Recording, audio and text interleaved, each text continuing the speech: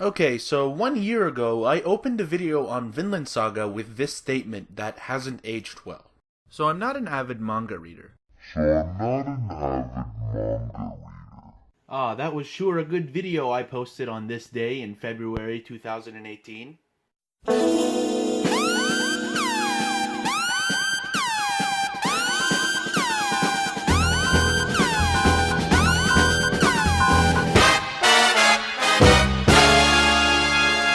Shortly after that video was uploaded, fate dealt me a not so cruel and actually pretty hype hand, and I ended up becoming a fan of a bunch of manga in the ensuing year, unto the present. I'm making this video as more of a celebration of some of the awesome manga I've read, rather than an analysis. And I'll indicate with timestamps for spoilers, since there's bound to be at least one series in here that some of you guys haven't seen. If you've completed or caught up to every manga I've mentioned, you're a legend and I'm sorry for doubting you. Let's go.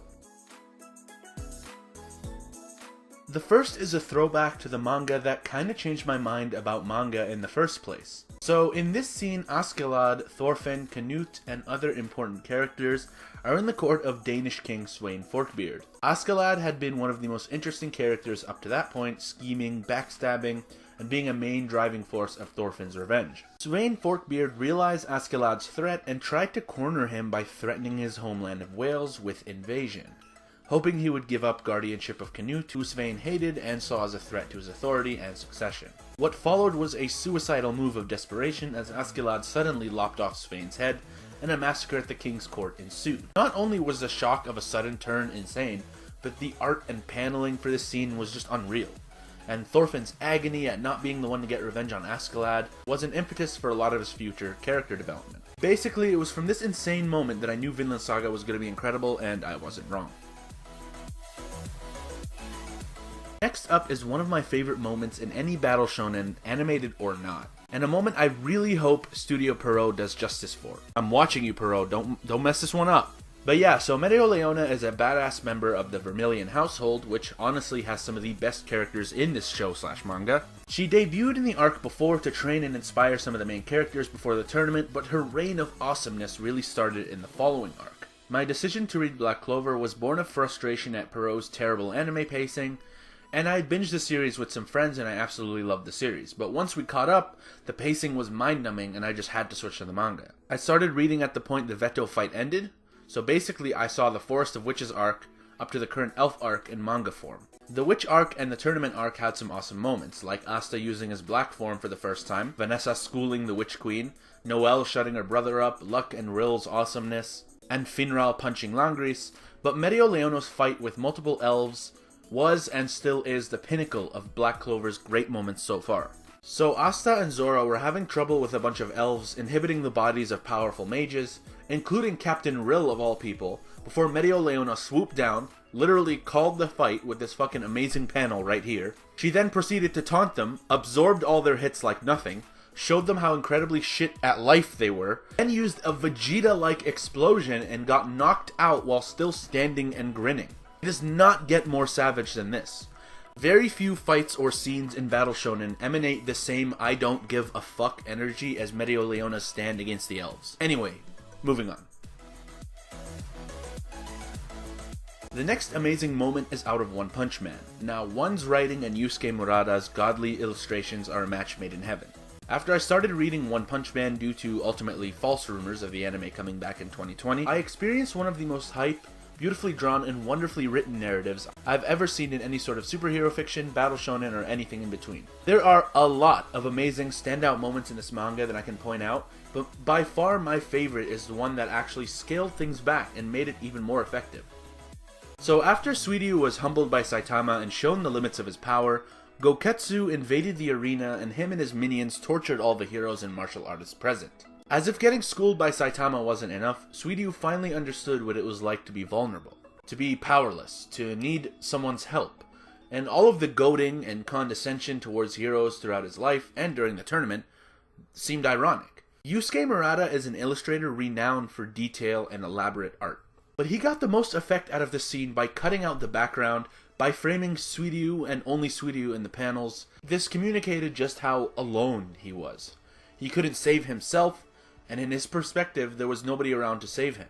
I had been wanting Suiryu to get humbled for the entire arc, but the pure desperation and fear in the portrayal of Suiryu here even turned me on his side and had me internally cheering in relief when Saitama showed up to help him. I gotta shout out Murata and One because they combined wonderfully to create one of the most heartfelt and terrifying scenes in any fiction I've seen. Fucking bravo. The next one is not as much of a moment, of course, but a set of things that collectively gain my appreciation.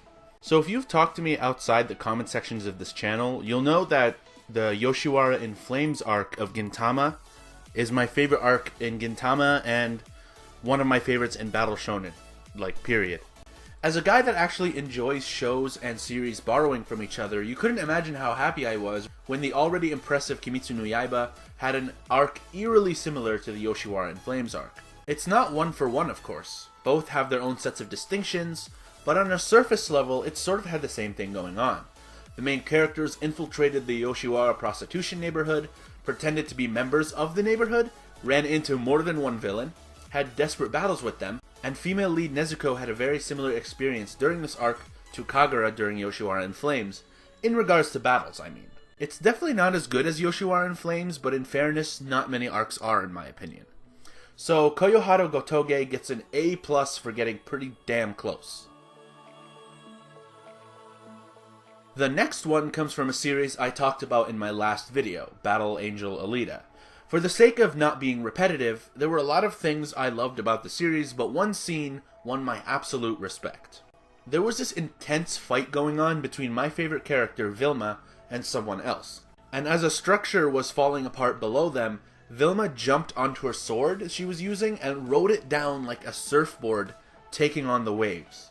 And it was both hilarious and badass at the same time. And it served as a microcosm of the spirit and essence of the series. Of the series' ability to transition from stoic and serious to action movie levels of ridiculous, and so on and so forth. If I want to show someone what Battle Angel Aleta is about, I'm going to show them this panel, because that shit is awesome. And to round this out, I want to talk about another manga I completed recently, the MMA manga Teppu. This is a short manga about high school athlete and prodigy Ishido Natsuo, who is super athletic and outclasses the majority of her competition at the elementary and high school level. She eventually meets members of the MMA club and takes an interest in the sport, hoping to defeat Yuzuko Mawatari, her primary rival during the series and one of the only people on her level athletically. Ishido is kind of like a fusion of Aomine from Kuroko no Basket and Saitama from One Punch Man in that she's incredibly arrogant, looks down on others, and also desperately seeks a challenge as she's grown too accustomed to success. After a lot of awesomely drawn and choreographed fights, Ishido finally met Yuzuko in the finals of the G-Girl qualifiers in the last few chapters of the manga. The fight itself was good as expected, and that build-up was taking place throughout the whole story, which manifested itself in one really awesome panel in which both Ishido and Yuzuko spontaneously jump up and pound the ground with their feet in pure excitement and anticipation of their clash. Somehow this impressed me more than the fight itself, and the fight was good. This panel not only hyped up the upcoming clash wonderfully, but it served to bridge the gap between Ishido and Yuzuko's personalities. Ishido was good to the point that she barely respected sports anymore, and slowly but surely recaptured her feelings of wonder and joy for athletics as she climbed up the ranks in high school MMA. Yuzuko was the opposite, the embodiment of hard work and love for the sport. She is, in a contrast to Ishido's similarities to Aomine and Saitama, think of Yuzuko as a fusion of Tsubasa from Captain Tsubasa and Goku from Dragon Ball. Just pure passion for her craft and a lot of blood, sweat, and tears to that point. And in that one moment, both girls felt the exact same joy and adrenaline of being in the ring and testing themselves, but for totally different reasons. Well, that's my video. Thank you so much for watching. Let me know what you thought of the series I mentioned in this video. My social media crap is in the description. I really hope you enjoyed this video, and I'll see you on the next one.